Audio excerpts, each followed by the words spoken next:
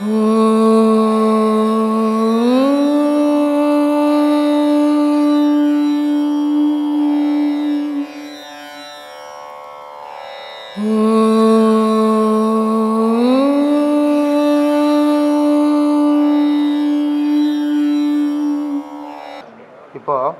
சில பேர்த்த பார்த்த உடனேயே கொஞ்சம் வெறுக்க தோணுது. சரி. சில பேர்த்த பார்த்த உடனேயே அவர் கூட பேச மாட்டோமா சரி அப்படின்னு ஒரு ஆசையாக இருக்குது. சரி.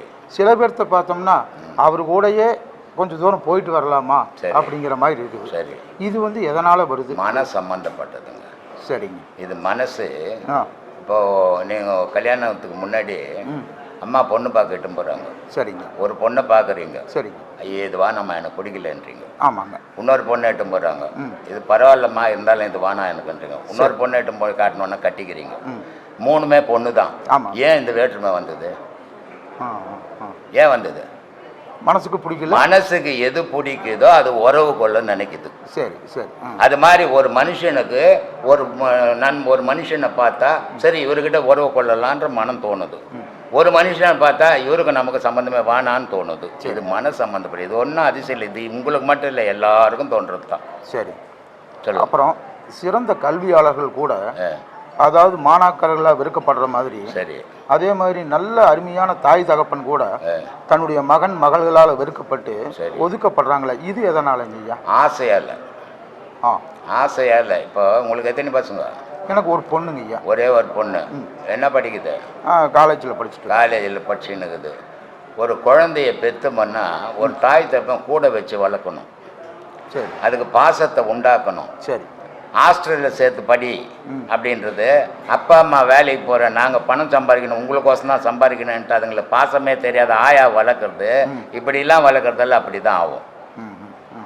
ஆசிரியருங்க பணம் வாங்காமல் முன்ன தொண்டு செய்தாங்க. சரி.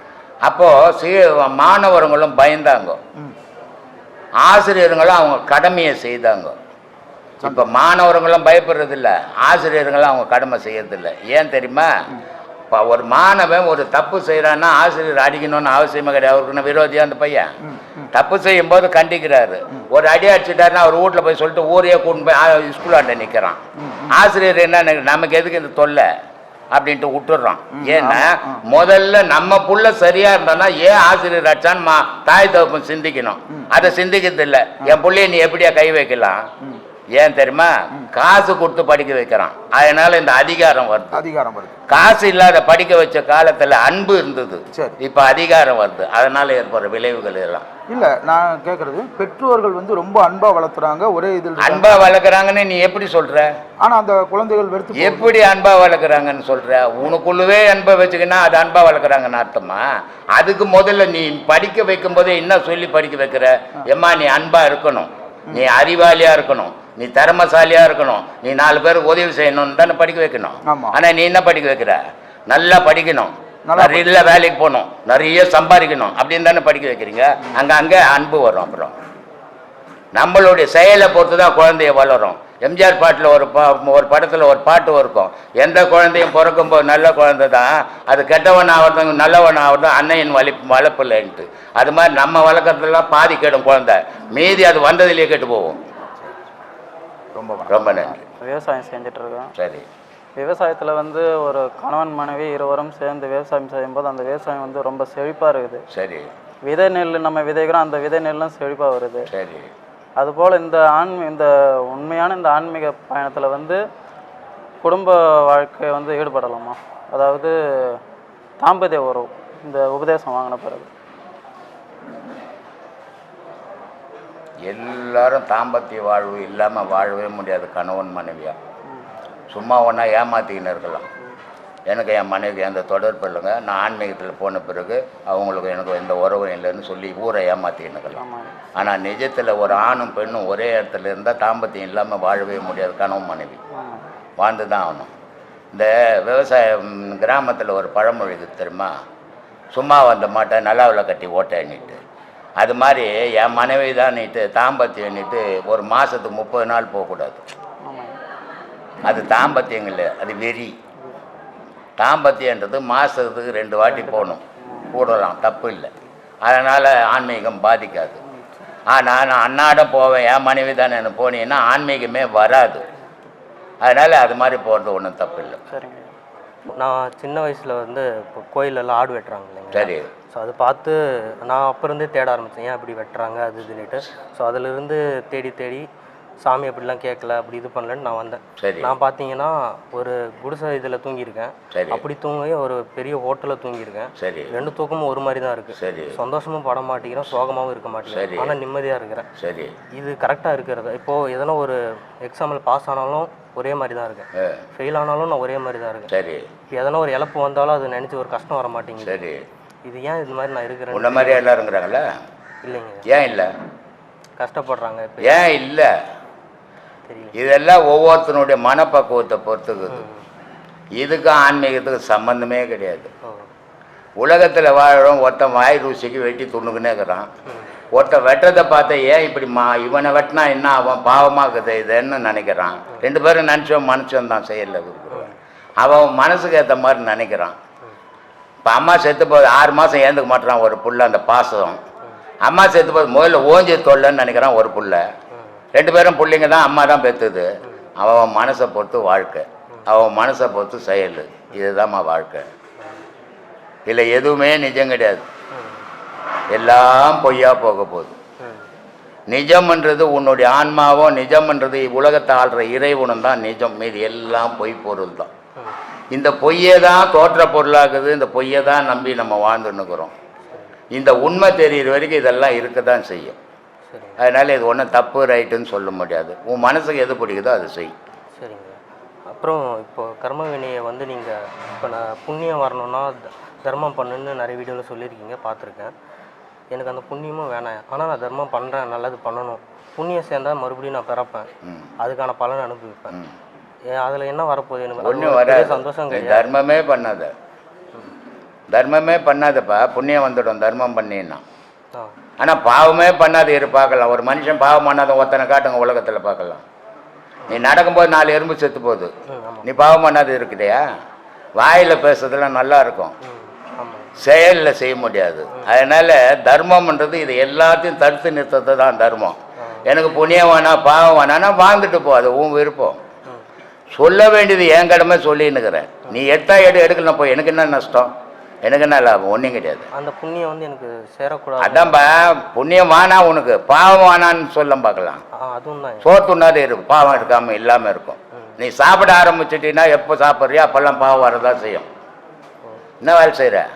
படிச்சுட்டு இருக்கேன். எப்போ படிச்சுட்டு இருக்கேன். வேலைக்கு போக மாட்டியா? வேலைக்கு போனால் பாவமாச்சு, அது பாவப்பட்ட சம்பளம் தானே, போவாத இருக்க முடியுமா?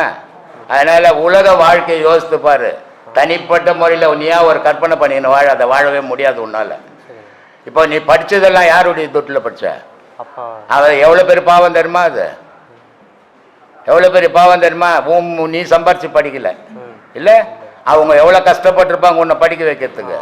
அப்போ நீ அவங்க என்ன எதிர்பார்ப்பாங்க? நீ நல்லா வாழணும், நீ சம்பாரிச்சு போடணுன்னு. நான் பாவம் பண்ணுவோங்க, போக மாட்டேன் வேலைக்கு, நான் என்னத்துக்கு படித்ததுக்கு? அதனால் ப்ராக்டிக்கல் வேறு, பேசுறது வேறு. அதனால் ப்ராக்டிக்கலாக வாழ கற்றுக்குங்க. நல்லதை செய்ய முதல்ல விரும்புங்க மனசில்.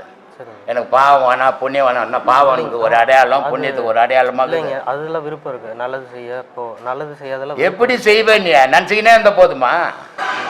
செய்யறதுக்கு பொருளாதாரம் வேணும். சும்மா வாயில் நினச்சிக்கணும், இல்லைங்க நான் நல்லா செய்யணும் தாங்க நினைக்கிறேன், என்கிட்ட இல்லைங்கன்றான். நான் ஏன் நினைக்கிறேன்? நீ இல்லாதவன் ஏன் நினைக்கணும்?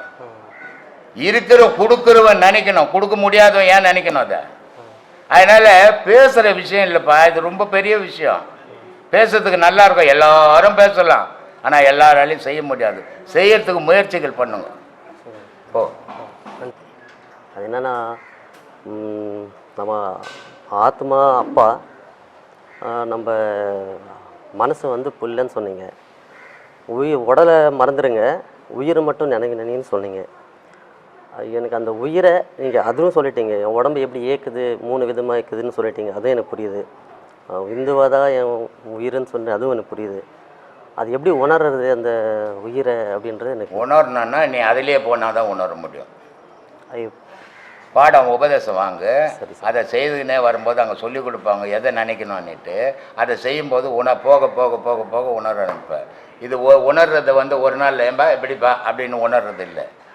ஏன்னா சொல்லி உணர்றது இல்லை, நீ செய்து உணர்றது. அதனால் உபதேசம் வாங்கும்போது அங்கே சொல்லி கொடுப்பாங்க, அதுபடியே நீ செய்து ஒரு 3 நாள் உபதேசம் வாங்கும்போது நீ உணர்வு. அது சரி சார். ஒரு நாளில் உணர்கிற விஷயம் கிடையாது. அது ஒரு நாள் ஒன்று நான் ஆசைப்படல, அதை தெரிஞ்சுக்கலாம். அது அதுதான் அதை சொல்லி கொடுக்குறபடியே நீ போகணும். ஓகே. போகும்போது இது உடலா நான், அப்போ நான்ன்றது எது, என் உயிர்ன்றது எது அப்படின்றது அப்போ தான் தெரியும். ஏன்னா இது எதுவும் இந்த பாருப்பா, இதுதான் இந்த பொருள், இதுதான் இந்த பொருள் எடுத்து காட்ட முடியாது. ஆமாம், காட்ட முடியுமா? முடியாது. இது எல்லாமே உணர்ற பொருள். அது காட்டுறதால தான். இதுக்கு ஒரு எக்ஸாம்பிள் சொல்கிறேன். கல்யாணம் ஆயிடுச்சு உங்களுக்கு, கணவனும் மனைவியும் புணர்வு பண்ணுறீங்கல்ல, அது அதில் ஒரு இன்பம் கிடைக்குது இல்லை, அதை கொஞ்சம் காட்டு பார்க்கலாம், எப்படி இருக்குதுன்னு பார்க்கலாம். உணர முடியுது, காட்ட முடியாது. இதுதான், அதுதான் ஆன்மீகம், தெய்வீகம் தான். தெய்வீகத்தை சொல்லவே காட்டவே முடியாது, உணரதான் முடியும். அந்த உணர்றதுக்கு சொல்லி கொடுக்க முடியும்.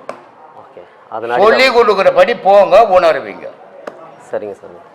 அப்புறம் எனக்கு கல்யாணம் ஆயிருக்கு. நீங்கள் சொல்லுவீங்க அது குடும்பத்தை விட்டுட்டு நீ வரக்கூடாது. அது மாதிரி வந்தால் நான் இங்கே சேர்க்கறதே கிடையாது. சரி, சொன்னது எனக்கு தெரியல, நான் விட்டுட்டு வர மாட்டேன். ஏன்னா இந்த பிறவி எனக்கு குடும்பத்தோடு இருக்கணும்னு இருக்கு. இந்த பிறவியில் 100 பிறவி எடுத்தா கூட குடும்பத்தோட வாழணும், அப்பதான் இன்ப துன்பம் தெரியும். ஆமாம் சாமி, நான் ரொம்ப இன்ப துன்பம். நான் ஏற்கனவே சொல்லிக்கிறேன், எல்லாரும் உட்காருங்க, எல்லாரும் சாமியாரா போறேன் அப்படின்ட்டு அது ஒன்று மட்டும்தான் தெரியும், குடும்பம் தெரியாது. சில பேர் என்ன பண்ணுவாங்க, எனக்கு கடவுளே வேணா, குடும்பம் மட்டும்தான் வேணும், கடவுளே தெரியாது. ஆனால் இதில் எப்படி தெரியுமா, குடும்பத்தில் என்னென்ன நடக்கும், என்னென்ன இன்பங்கள் இருக்குது, என்னென்ன துன்பங்கள் இருக்குதுன்னு உணரணும். கடவுள் இதிலேருந்து போகும்போது கடவுள்கிட்ட என்ன இன்பம் கிடைக்குது, கடவுளுடைய நிலை எப்படி இருக்குது, நம்ம கடவுள் நிலையில் எப்படி இருக்கிறோம் தெரிஞ்சுக்கத்தான் இது. இது இருவிதமான வாழ்வு. மற்றவெல்லாம் ஒரு விதமான வாழ்வு வாழ்வான், இது இருவிதமான வாழ்வு, கடினமான வாழ்வு இது. ஏன்னா ஒரு இல்லறத்துலேருந்து துறவரத்தை பிடிக்கிறது அவ்வளோ சாதாரண விஷயம் இல்லை. எடுத்த உடனே துறவரம் போயிடலாம், இல்லை எடுத்த உடனே இல்லறத்தில் இருந்துடலாம். ஆனால் இல்லறத்தில் இருந்து துறவரத்தை நாடுறது அவ்வளோ சாதாரணமான விஷயம் இல்லை, ரொம்ப கடினமான விஷயம். அதுக்கு மனம் பக்குவப்படணும். பக்குவப்படணும்னா அந்த பயணத்தை நீ நீண்ட பயணத்தை பயணம் பண்ணணும். பயணம் பண்ணும்போது தான் அந்த மனம் அந்த பக்குவப்படும் போது தான் இல்லறத்தில் இருந்து தான் பண்ணணும். இதை துறவை ஓடி போய் பண்ணுறது இல்லை. நீங்கள் இமயமலையில் போய் உட்காந்தீங்கன்னா கூட உன் உடல் தான் இமயமலையில் இருக்கும், உன் மனசுலாம் உன் வீட்டில் தான் இருக்கும். அதில் ஒரு பிரயோஜனமே இல்லையா. ஆனால் நீ இருந்த இடத்துலேருந்து உன் பொட்டாட்டி பார்ப்ப, உன் புள்ளியை பார்ப்ப, அப்போ மறந்துடுவேன், உனக்கு அந்த ஞாபகமே வராது பாடம் பண்ணும்போது. ஆனால் நீ வெளியூருக்கு போயிட்டு பாரு, குழந்தை என்ன பஞ்சுன்னு தெரியல, பொண்டாட்டி எங்கே போனான்னு தெரியல, புள்ள என்ன பஞ்சுன்னு தெரியலன்னு யோசிச்சுருந்தா இப்போ தவிர கடவுளை மறந்துடுவேன் நீ. இது மாதிரி தான் நிறைய பேர் மறந்துட்டு சுற்றிங்கிறான் சாமியார் எண்ணி போட்டு. எங்கே இருக்குறியோ அங்கேருந்து சாதிக்கணும், அதான் சாதனை. ஓடி போகிறது சாதனையே கிடையாது, அது பயம். உங்களை பார்க்கணும்னு ஆசை எனக்கு. சரி, அதனால வந்துட்டு ரொம்ப சந்தோஷம். ரொம்ப தடுங்கலாச்சு, இருந்தாலும் உங்களை ஒரு தடவையாக பார்த்துறோன்னு ரொம்ப சந்தோஷம், மனசு நிம்மதியாக இருக்குது. ரொம்ப சந்தோஷம். ஒரு இடத்துக்கு போனோம்னா எத்தனையோ தடைகள் வரும், வேறு வேலைங்க வந்துடும் அந்த நேரத்துக்கு. ஆனால் நம்ம மனம் ஒருநிலைப்பட்டு போச்சுன்னா எது இருந்தாலும் இருக்கட்டும், நம்ம இதுதான் முதல்ல பார்க்கணுன்னு முடிவு பண்ணிட்டோம்னா கண்டிப்பாக வந்துடும். இல்லை போகலாம் பார்க்கலாம், இந்த வேலை வந்துடுச்சு, இன்னொரு வாட்டி பார்க்கலாம், இன்னொரு வாட்டி பார்க்கலான்னா திருப்பி பார்க்கவே முடியாது, போயிடும். அதனால் நம்ம எதையுமே நினைக்கக்கூடாது, நினச்சா அதை முடிச்சிடணும். முடிச்சுட்டு அடுத்த வேலைக்கு போனோம்னா நம்ம நினச்சது முடியும். ஆனால் அதை முடிக்காமல் எல்லாத்துலேயும் கால வச்சோம்னா எதுவுமே முழுமையாக முடிக்க முடியாது. சொல்லுமா. உங்களை பார்த்தது எனக்கு சந்தோஷம், ரொம்ப சந்தோஷம், நிம்மதியாக இருக்கு. இன்னைக்கு தான் சரி, நிம்மதியாக தான் ஊருக்கு போகிறேன். ரொம்ப சந்தோஷம். கண்டிப்பாக 31 வயதில் வந்திருக்கேன். சரி, பரவாயில்ல, ஒன்றும் தப்பு இல்லையே. அதனால தான் அதை சொல்கிறது ஒன்றும் தப்பு இல்லை. எப்பவுமே வயசு அப்படின்றது உன் உடலுக்கு தான். உள்ளே இருக்கிற உயிருக்கு வயசு இருக்குதா, ஆன்மாவுக்கு வயசு இருக்குதா? அதுக்கு வயசே கிடையாது. இது வரைக்கும் உலகத்தில் அதுக்கு யாருமே வயசு வச்சதில்லை. அதுக்கு வயசை வச்சுட்டா கடவுளுக்கு வயசை வச்சுருவோம். அதனால் அதுக்கு வயசு இல்லை, உடலுக்கு தானே வயசு. இது இளமையும் முதுமையும் சேர்ந்தது தான் உடல். ஆனால் உயிருக்கு இளமையும் கிடையாது, முதுமையும் கிடையாது. அதனால் அதுக்கு வயசே கிடையாது. அதனால் எப்போ ஒன்றாலும் நம்மளுடைய மனம் விரும்பிச்சுன்னு சொன்னால் அதை பாதையில் பயணம் பண்ணுறது தவறு இல்லை. ஏன்னா மனம் பல விஷயங்களை விரும்பும், ஆனால் அதை நல்ல விஷயத்துக்கு கொண்டு வர்றது தான் கஷ்டம். ஆனால் அந்த தெய்வ வழியில் கொண்டு வர்றதுக்கு வயசே தேவையில்லைம்மா, எல்லாரும் வரலாம் அந்த பாதையில். இதில் வர்றது பெரிய விஷயம் இல்லை, எல்லாரும் வராங்க. ஆயிரக்கணக்கான லேடிஸ் வர்றாங்க, லட்சக்கணக்கான ஆம்பளைங்க வர்றாங்க. ஆனால் அதை கடைசி வரைக்கும் கடைபிடிக்க மாட்டேன்றாங்க. ஒரு பாடம் 2 பாடம் வாங்கிட்டு அதோட ஏற கட்டின்னு போயிடுறாங்க. அந்த மாதிரி போகும்போது அது ஒரு முழுமை பெற முடியாது.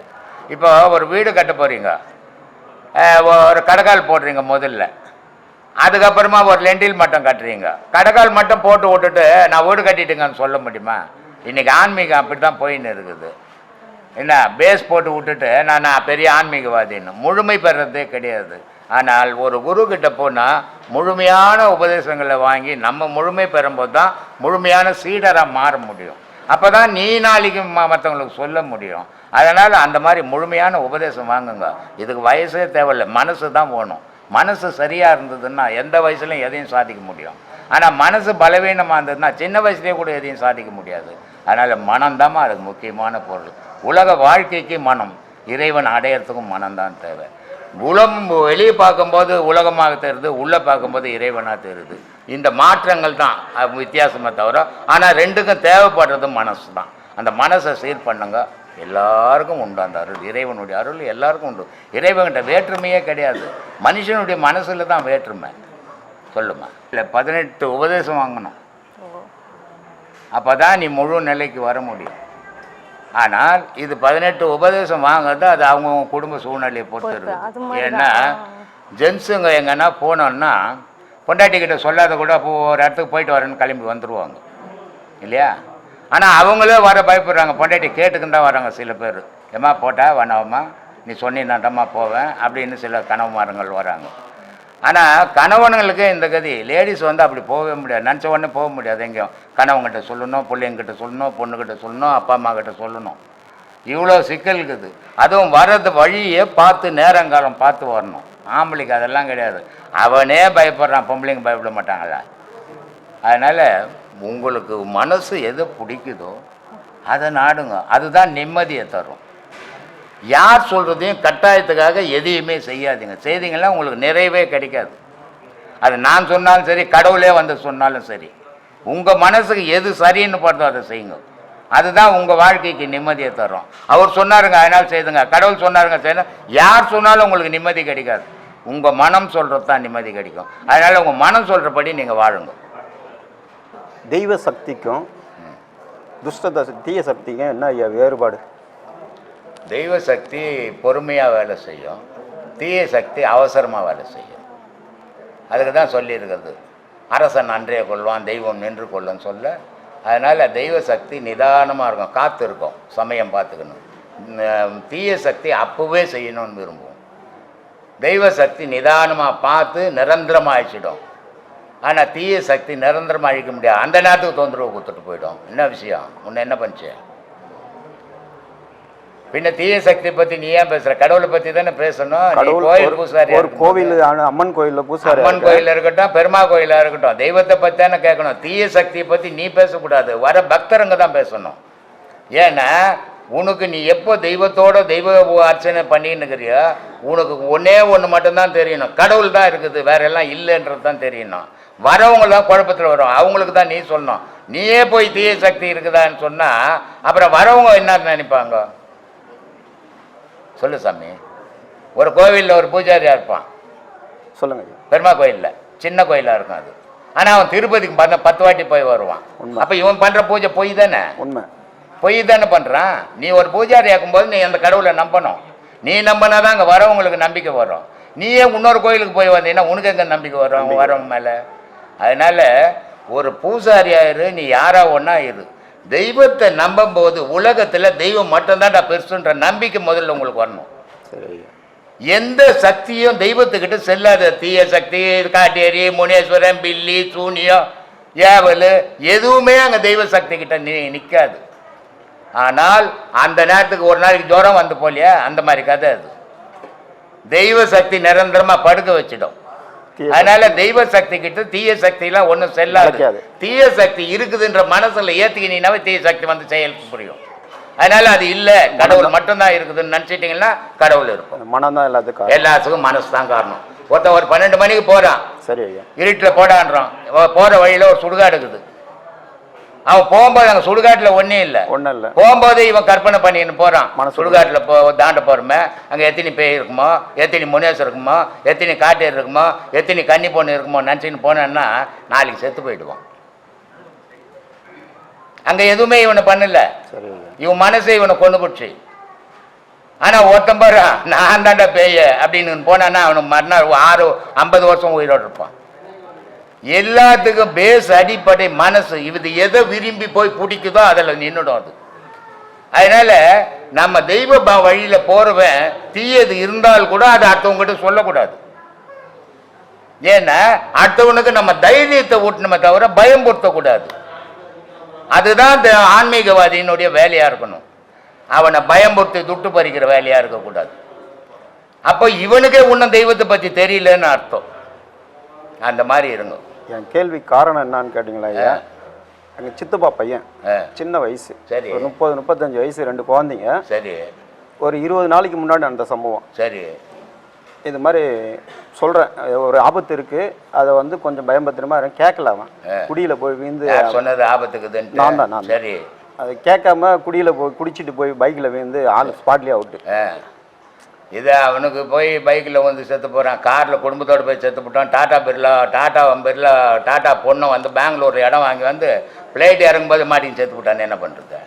நம்ம ஆன்மீகத்தில் இருந்து கோவில் அதெல்லாம் மரணத்துக்கு ஒரு காரணமும் கிடையாது. நீ சொல்கிறது நான் சொல்லணும். இப்போ நீ எல்லாருக்கும் சொல்லலாம் ஊரில் ஃபுல்லாக போயவன் ஏன் இந்த கொம்பனாலே முடியாது. நம்ம சொல்கிறதுலாம் நடந்துடாது. ஊரில் போய் இந்த ஊர்லாம் செத்து போன நான் வண்டி தான் இருக்கணும் நாளைக்கு சொல்லி பார்க்கலாம். செத்து போகிறான பாரு, முடியாது. அவனுக்கு நேரம் வந்தால் தான் அவன் சாவான். நேரம் வராது எவனாலையும் வண்டியே ஏறிச்சின்னா கூட சாக மாட்டான். விதியை வளரும். விதி தான் முடிவு, விதி தான் வாழ்வு. விதியை வெல்ல முடியாது. இது வரைக்கும் உலகத்தில் யாரும் வேண்டவன் கிடையாது. முடியாது. யாரும் எனக்கு தெரிஞ்சு இல்லை. உனக்கு தெரிஞ்சா சொன்னா நானும் தெரிஞ்சுக்கிறேன். இல்லை கேட்குறேன். கடவுளை தவிர மற்ற ஜீவராசிகளால் விதியை வெல்ல முடியாது. விதியை வெண்ணுட்டா மரணத்தை வெண்ணவாவன். மகான்கள் கூட மரணத்தை வெண்ணன்றாங்கல்ல, மரணத்தை வெண்ண எங்கே தானே இருக்கணும். எங்கே போனா? எங்கப்பா போனா? நிறைய பேர் சொல்லிங்கிறாங்க மரணத்தை ஜெயிச்சுட்டேங்க நான். எங்கே ஜெயிச்சிட? எங்கே போனேன்? இங்கே தானே இருக்கணும். என்றும் 16 மார்கண்டன்னு எங்கே இல்லையா? இல்லை. அதனால பேசுறதுக்கெல்லாம் நல்லா இருக்கும். இந்த விதி எந்த கொம்பனாலையும் ஜெயிக்க முடியாது. ஏதோ ஒரு காரணம், அதனால மரணம் வரும்.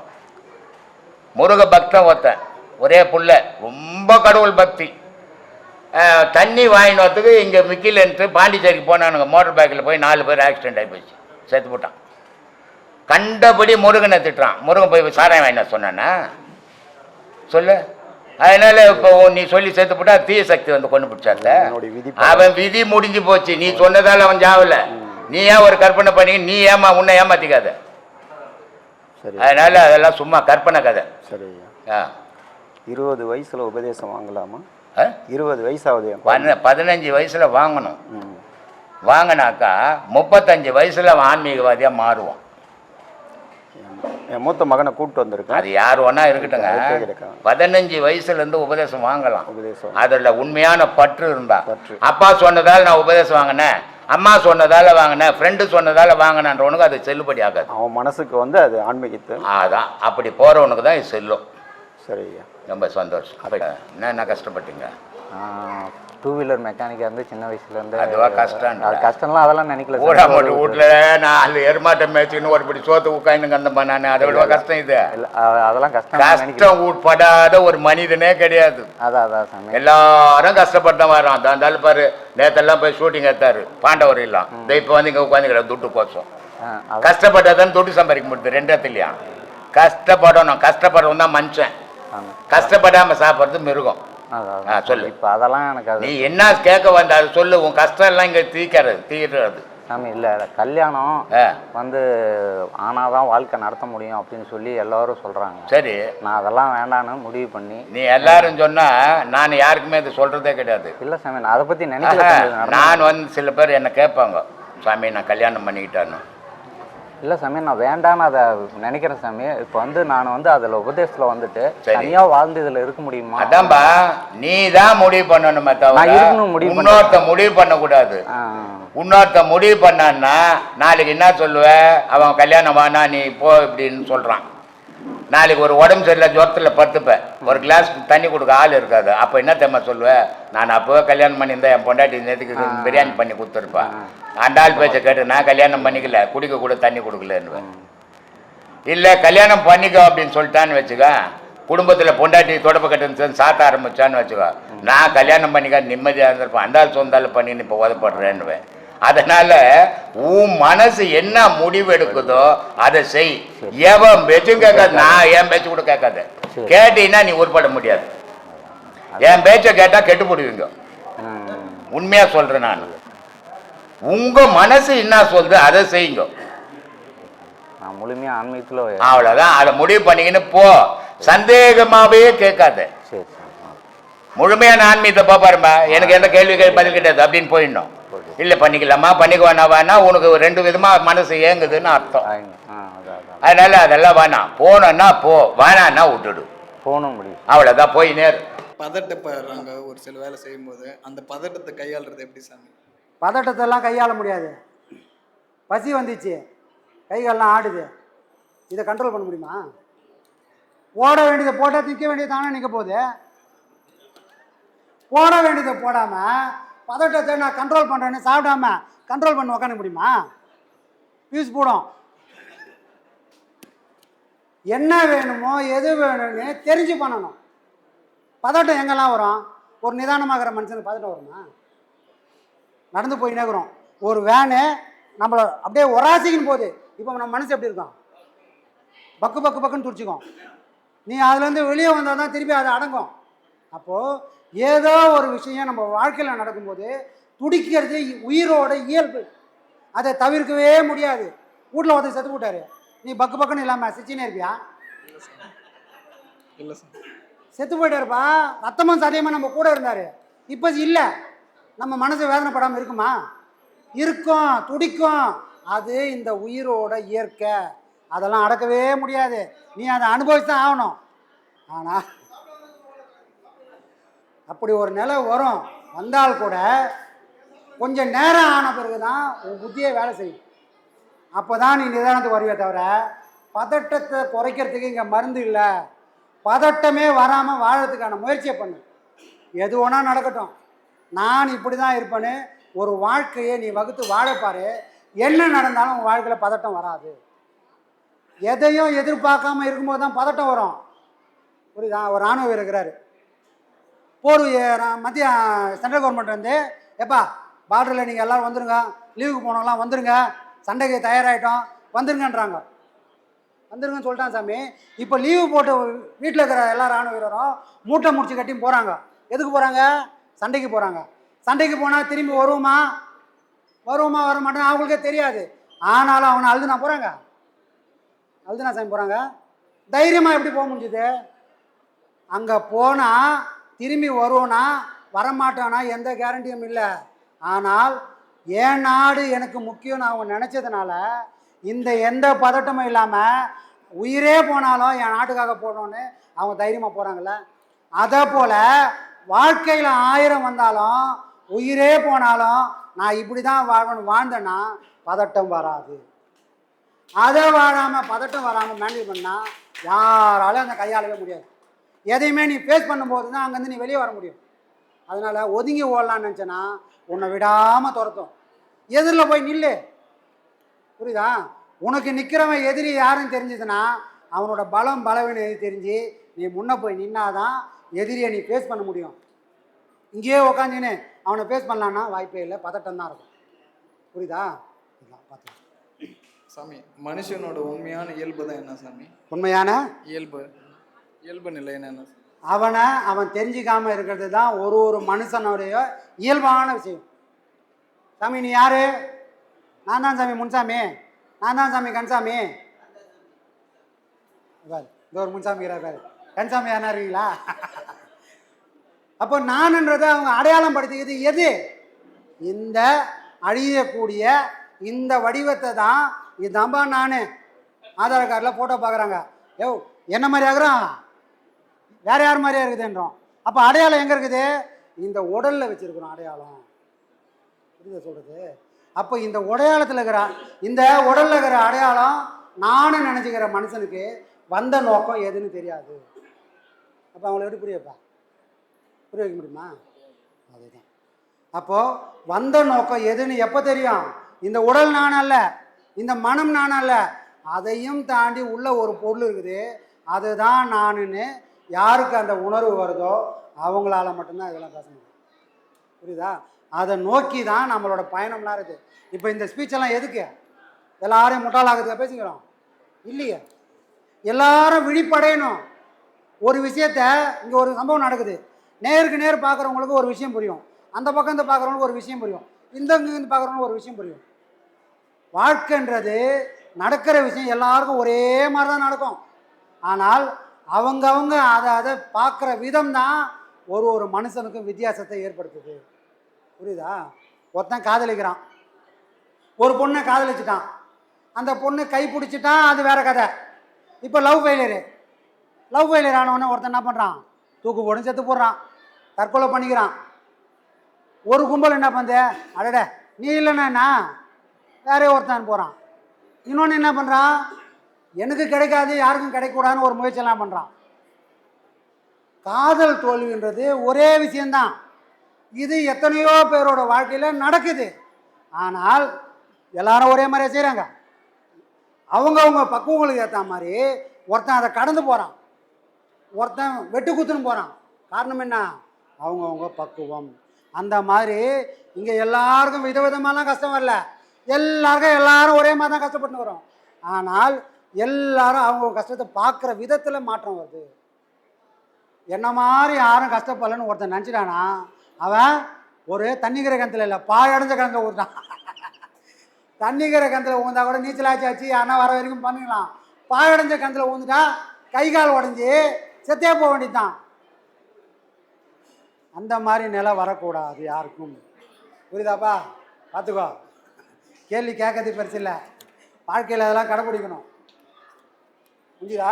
லாஸ்ட் ஒன் சாமி, நீ எதை தேடுகிறாயோ அதுவும் உன்னை தேடி கொண்டு இருக்கிறதுன்னு சொல்கிறாங்க. ஆமாம், அது உண்மைதானா சாமி? அது ஆமாம் உண்மைதான் சாமின்றியா? அப்போ சொல்லி எதனா விளக்கம். உண்மைதானான்னு கேட்குறியா? உண்மைதானே சாமி. நான் எதை தேடுறேன்? இந்த ஐயா வந்து ஒரு கம்பெனியில் வேலை செய்கிறாரு. அவர் எதை தேடி ஓடுறாரு? மாதம் நம்ம வீட்டு பட்ஜெட்டே ஒரு 30,000 ரூபாய், அதுக்கு மேலே ஒரு 10,000 ரூபாய் கழிச்சிட்டு வந்தால் அந்த வேலை செய்கிறாரு. அப்போ அவர் எதை நோக்கி ஓடுறாரு?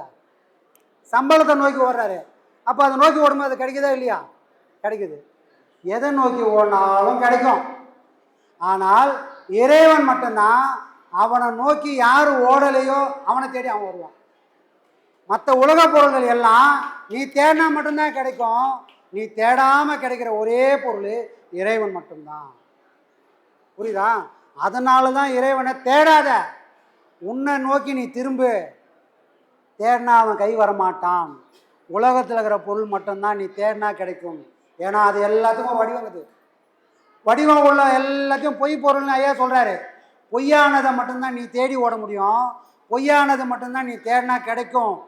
உண்மை பொருளை உன்னால் தேட முடியாது, அதை நீ தேடி போனாலும் உன் கைக்கு எட்டாது. எட்டுமா? எட்டாது. அப்போ உண்மை பொருளை நீ தேடுறதை நிறுத்திட்டு ஒரே இடத்துல நீ சாதிக்க முயற்சி பண்ணனா, எந்த பொருளை நீ தேடணும்னு முயற்சி பண்ணியோ அந்த பொருளை உன்னை தட்டி நான் தாண்டா வந்திருக்கிறேன் அப்படின்னு அதுவே சொல்லு. புரியுதாப்பா? பார்த்துக்கோ. ஆத்மானம்பா.